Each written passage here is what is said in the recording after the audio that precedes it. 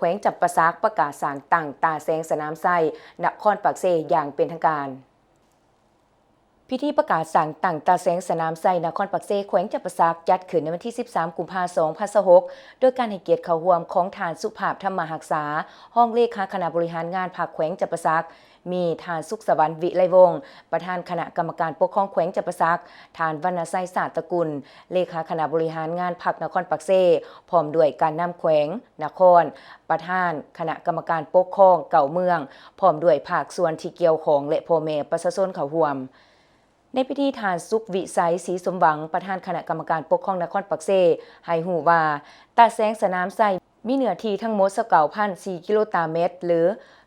2,904 เฮกตาร์ประกอบมี8บ้านคือบ้านสวนสวรรค์บ้านผู้ม่วงบ้านกลางบ้านพัฒนาบ้านจัดสรรและบ้านคอนไหลบ้านใหญ่สนามไส้บ้านโน่นสว่างมีพลเมืองทั้งหมด20,642 คนยิ่ง 11,130 คน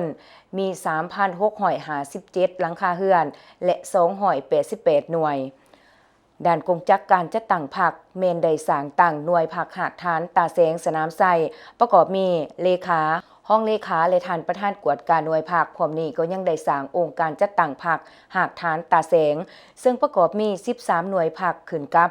องค์คณะพรรคหากฐานตาแสงประกอบมีคณะพรรคเก่าสหายคณะประจำองค์คณะพรรคหากฐาน3สหายมีเลขาห้องเลขาประธานห้องประธานกวดกาองค์คณะพรรคตาแสงและกรรมการองค์คณะพรรคตาแสงในนี้มี1สหายที่มาจากคณะพรรคหากฐานบ้าน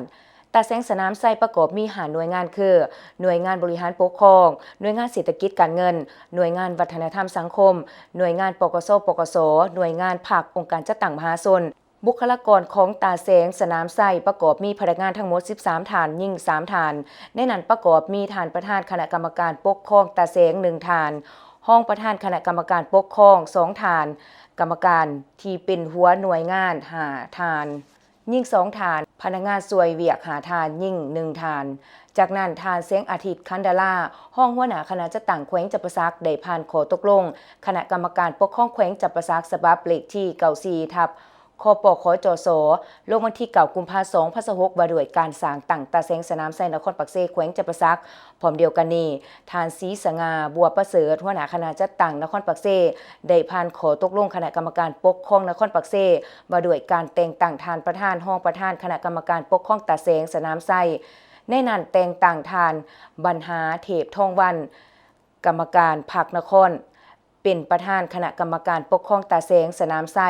แต่งตั้งทานแก้วอุดรแก้ววิไลวงศ์และทานพันโทรัศมีปุริสัง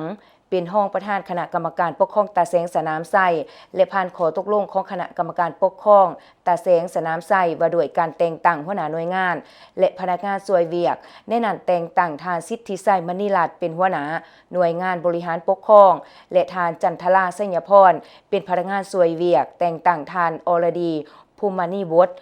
เป็นหัวหน้าหน่วยงานเศรษฐกิจการเงินและทานคำสวัยจันทประเสริฐเป็นพนักงานสวยเวียกแต่งตั้งทานนางแก้วอุดรมันสุริตเป็นหัวหน้าหน่วยงานภาคองค์การจัดตั้งมหาชนและทานนางคำผู้มีซาภาตีเป็นพนักงานสวยเวียกแต่งตั้งทานสุริยันสายวารีเป็นหัวหน้าหน่วยงานวัฒนธรรมสังคมและทานวรรณเลศคำคองเทเป็นพนักงานสวยเวียกแต่งตั้งทานพันโทศรีวรสมมิไสเป็นหัวหน้าหน่วยงานปกสปกสในพิธียังได้มีการรับฟังการอบรม4ทิศเนียงทางจากทานสุภาพธรรมหักษา